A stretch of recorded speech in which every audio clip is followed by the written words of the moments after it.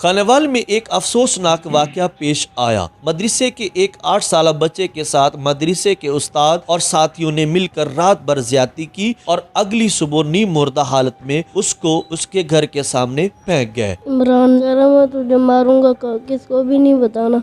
مدرسے میں زیادتی ہوئی ہے تو ان کے والد صاحب موجود ہیں، ہم ان سے جاتے ہیں۔ میں تے گھرے رہنا، اتنے مہینہ 2 مہینے اتنے رہندے ہیں نا مدرسے دے وچ۔ کیا بچہ کب سے پڑھتا ہے وہاں پہ؟ میرے بھائی، انسان کے 3 باپ ہوتے ہیں، ہر انسان کے 3 باپ۔ پہلا باپ سیدنا آدم علیہ السلام، جس سے پوری انسانیت کی ابتدا ہوئی ہے، جو پوری انسانیت کے باپ ہیں۔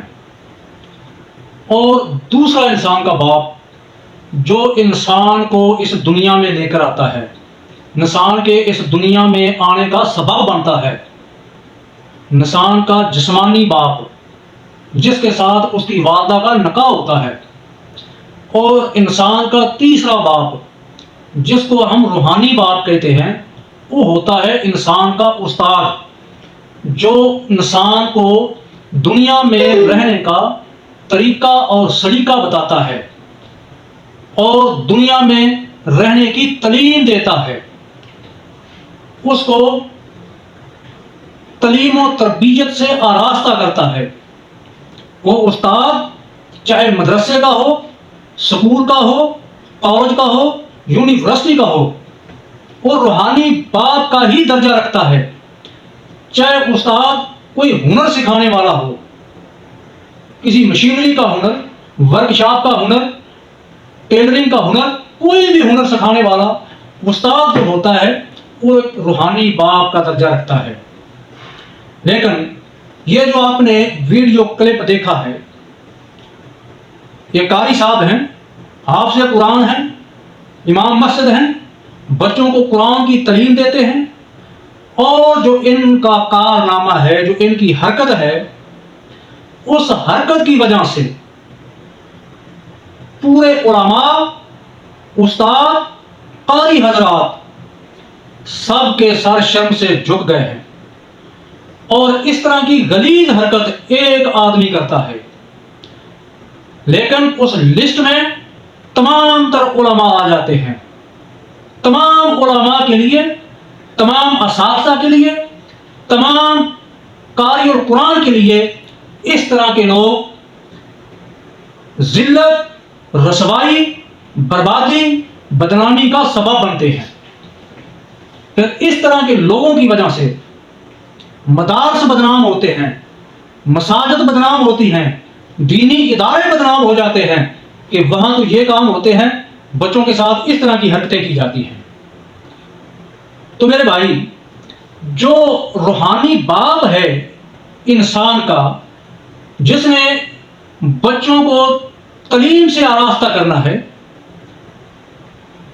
اگر ان استادوں کے اوپر ہی اعتماد نہ رہے، بھروسہ نہ رہے، یقین اور اعتبار ختم ہو جائے، تو پھر انسان کہاں جائے؟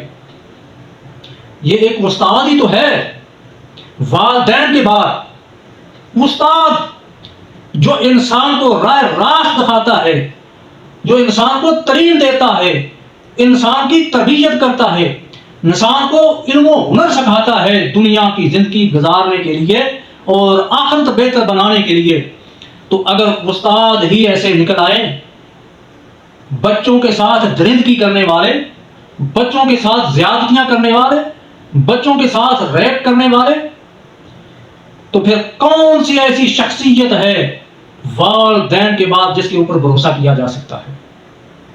تو میرے بھائی، اس طرح کے لوگ ہوتے ہیں جن کی وجہ سے پورا پیشہ بدنام ہو جاتا ہے، جن کی وجہ سے پوری علماء کی جماعت بدنام ہو جاتی ہے، جن کی وجہ سے مدارس بدنام ہوتے ہیں۔ اور کتنے کیس سوشل میڈیا کے اوپر آتے ہیں، آئے دن آپ دیکھتے ہو اسی طرح کے، لیکن کوئی روک تھام نہیں، کوئی سزا نہیں۔